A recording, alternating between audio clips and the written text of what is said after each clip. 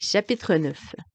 Si seulement j'avais su que le plaisir sexuel n'est pas forcément réciproque. Voilà un autre domaine de la vie de couple dans lequel je n'aurais pas imaginé rencontrer un jour des problèmes. J'étais un homme bien dans son corps, Caroline était elle aussi bien dans son corps, et nous étions très attirés l'un vers l'autre sur le plan sexuel. Que nous fallait-il de plus?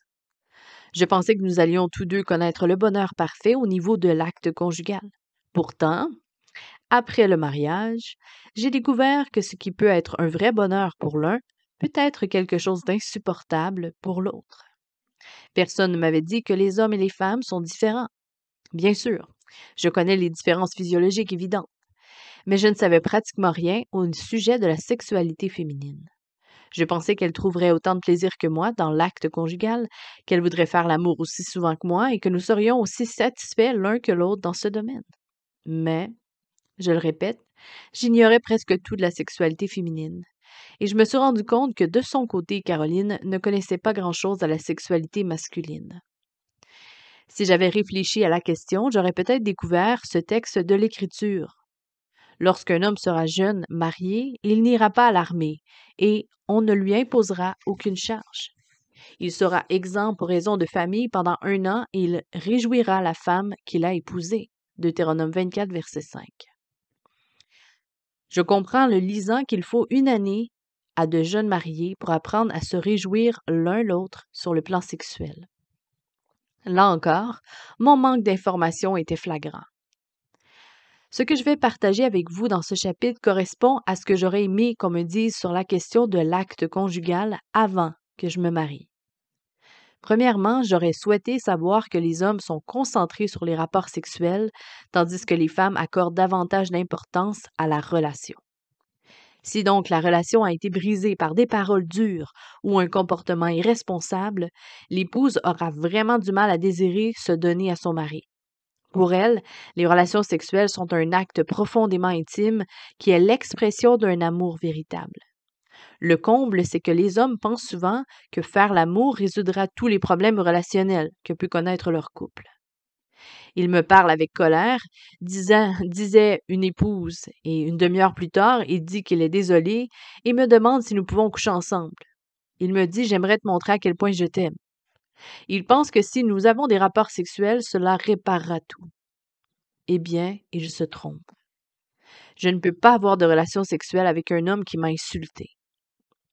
Si après une dispute, un mari attend que sa femme désire avoir des relations sexuelles, c'est comme s'il attendait l'impossible.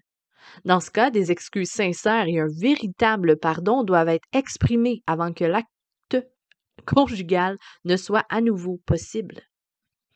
Cette différence entre les hommes et les femmes au niveau de la sexualité se manifeste d'une autre manière.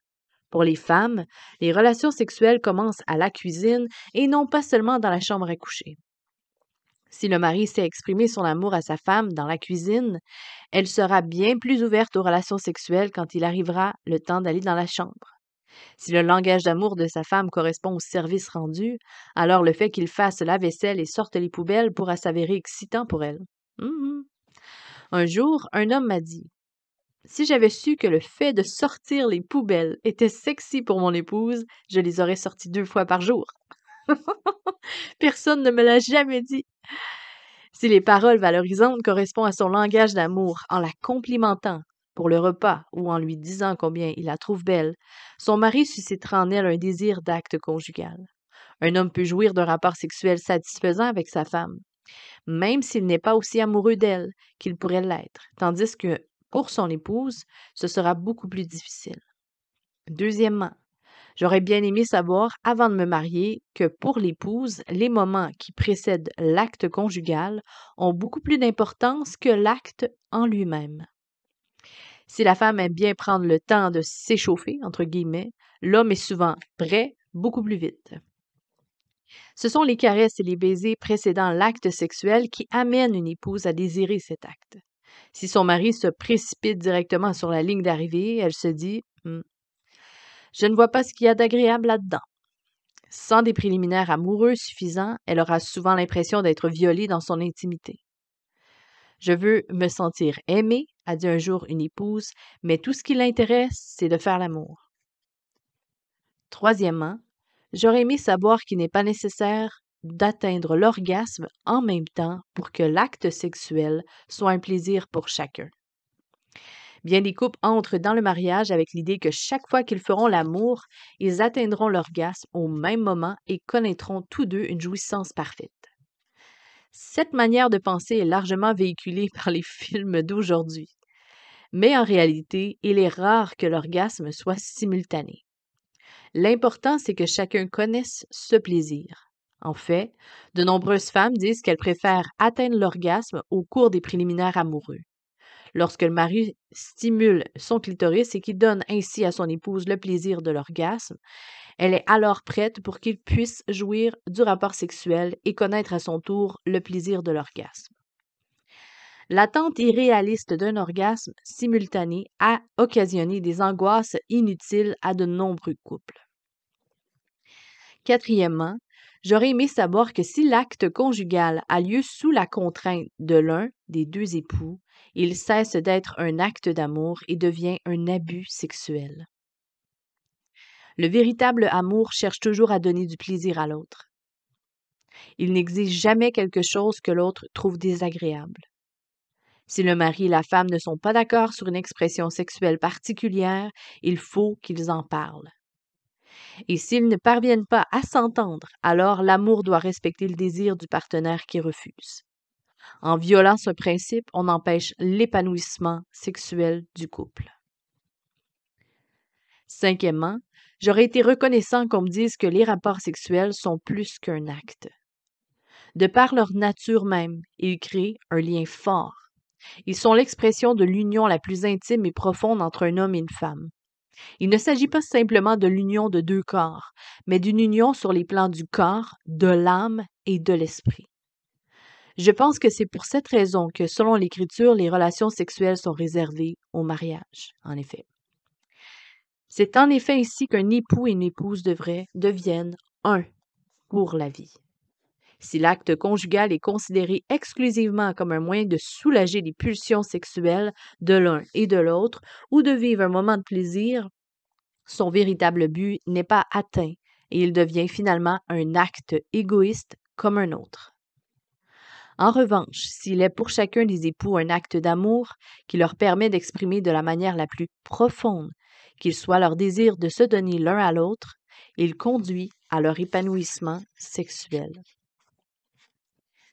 Sixièmement, j'aurais aimé savoir que la communication est la clé de l'épanouissement sexuel.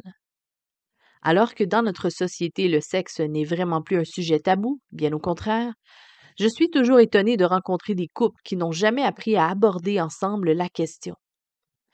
Et quand ils ont essayé d'en parler, c'était souvent plutôt pour faire des reproches à l'autre. Ils ont davantage cherché à dire qu'à écouter.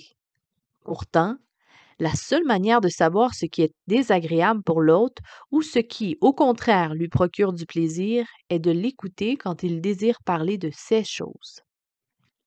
Nul ne peut deviner les pensées. C'est pourquoi j'ai très régulièrement encouragé les couples à apprendre à s'écouter mutuellement dans une attitude d'empathie. Cela consiste à écouter ce que l'autre dit en cherchant à comprendre ce qu'il pense et ressent. Quels sont ses désirs? Quelles sont ses frustrations? J'encourage souvent les jeunes mariés à se demander l'un à l'autre une fois par mois et durant les 6 premiers mois de leur vie à deux, que pourrais-je faire ou ne pas faire pour que l'acte conjugal soit plus agréable pour toi? Notez vos réponses et prenez-les au sérieux. Procéder ainsi vous aidera à parvenir à l'épanouissement sexuel dans votre couple. Septièmement, j'aurais aimé qu'on me dise que le passé finit toujours par refaire surface. Étant donné la liberté sexuelle prônée par notre société, de nombreuses personnes ont eu des rapports avant de se marier. On nous fait croire qu'en faisant ainsi, on se prépare mieux au mariage. Mais toutes les études ont été menées sur le sujet prouvent le contraire. En réalité, ceux qui ont eu des relations sexuelles avant de se marier divorcent 2 fois plus que ceux qui s'en sont abstenus.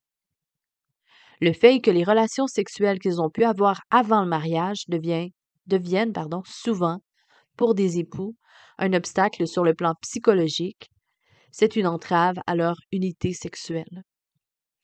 Aujourd'hui, on nous dit que les rapports sexuels avant le mariage sont un simple divertissement et qu'une fois marié, il vous suffit de faire table rase de tout cela, de promettre à votre époux ou épouse que vous lui resterez fidèle et que, ainsi, tout ira bien. Mais il n'en est pas aussi facile. Mais il n'est pas aussi facile que cela d'oublier ce qu'il y a eu avant. Les époux désirent souvent connaître le passé sexuel de l'autre, et quand ils savent, ils risquent d'avoir de la peine à effacer de leur mémoire ce qu'ils ont appris. Lorsqu'il s'agit du mariage, quelque chose au plus profond de l'être humain réclame l'exclusivité. Et le fait de savoir que votre mari ou votre femme a eu des relations sexuelles avec quelqu'un d'autre vous attriste. Je crois qu'il est de loin préférable que vous abordiez ce sujet avant de vous engager dans le mariage, car presque toujours le passé finit par ressurgir. Et si une telle conversation a lieu, après, la déception est souvent plus difficile à surmonter. Si le fait de savoir la vérité sur les expériences sexuelles passées de celui ou celle que vous voulez épouser vous blesse et que vous ne parvenez pas à accepter cette réalité, je vous conseille de reporter le mariage et de prendre le temps de régler le problème, peut-être en demandant de l'aide à un conseiller. Et si la souffrance persiste, alors, à mon avis, il serait plus sage de renoncer à vos projets de mariage. J'espère que les quelques conseils exposés dans ce chapitre vous aideront à débuter votre vie conjugale en étant beaucoup plus au clair quant à la manière de parvenir à l'épanouissement sexuel au sein de votre couple. Et voici une dernière suggestion.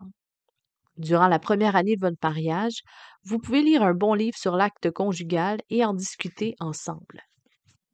Discutez-en. Numéro 1. Comment décririez-vous le point de vue de votre société sur les relations sexuelles? Êtes-vous d'accord avec cette manière de voir les choses? Pourquoi ou pourquoi pas? Numéro 2. Les études ont été réalisées montrant que les couples qui ont eu des relations sexuelles avant le mariage divorcent 2 fois plus que les autres. Pourquoi en est-il ainsi d'après vous? Numéro 3. Avez-vous parlé de vos expériences sexuelles passées avec la personne que vous fréquentez?